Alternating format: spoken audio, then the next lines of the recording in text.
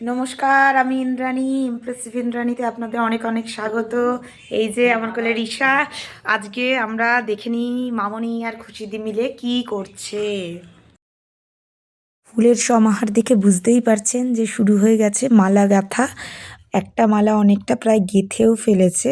চলুন আস্তে আস্তে নিয়ে যাই মালা গাঁথার স্টেপ বাই স্টেপে। খুশিদি আর মামনি মিলে একের পর এক প্রায় 4-5টা মালা গাঁথছে। তার কারণ হচ্ছে কালকে হচ্ছে স্বামীজির জন্মতিথি উৎসব। তো সেই জন্য মন্দিরে পুজোর আয়োজন হয়েছে। সেই কারণেই গেঁথে নেওয়া হচ্ছে একের পর এক ঠাকুরমা, স্বামীজি এবং অন্যান্য মহারাজদের জন্য মালা।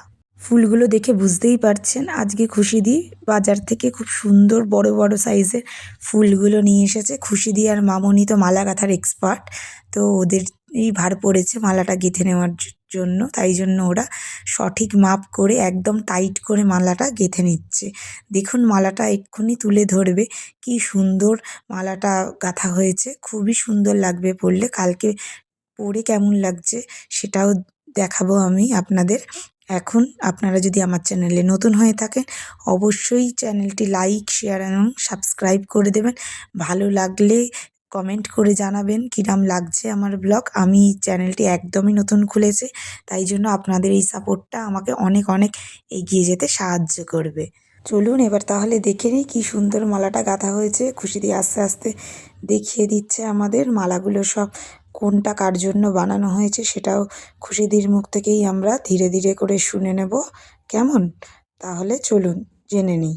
খুশিদি বলো। আচ্ছা দাঁড়াও, প্রথমটা দেখাও। এগুলো আলাদা দাও। এই যে হ্যাঁ, প্রথমটা কার? এটা স্বামীজি, স্বামীজি। এটা ঠাকুর, ঠাকুর। এটা এটা মায়ের। মা। বাহ তারপরে দাও। তারপরে হচ্ছে অখণ্ডানন্দ মহারাজ। বাহ। প্রেমেশানন্দ মহারাজ না, এটা এটা হচ্ছে এমনি মালা। এইটা হচ্ছে অখণ্ডানন্দ। অখণ্ডানন্দ মহারাজ। এইটা হচ্ছে ঘটের মালা, ঠিক আছে। এটা শিবের মালা। এইটা হচ্ছে শিবের মালা।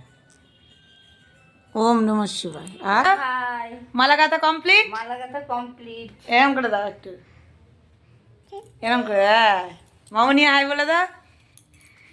হ্যাঁ, তুমিও হাই বলে দাও মা। হাই বলো। ও কিছু বুঝতেও পারছো না।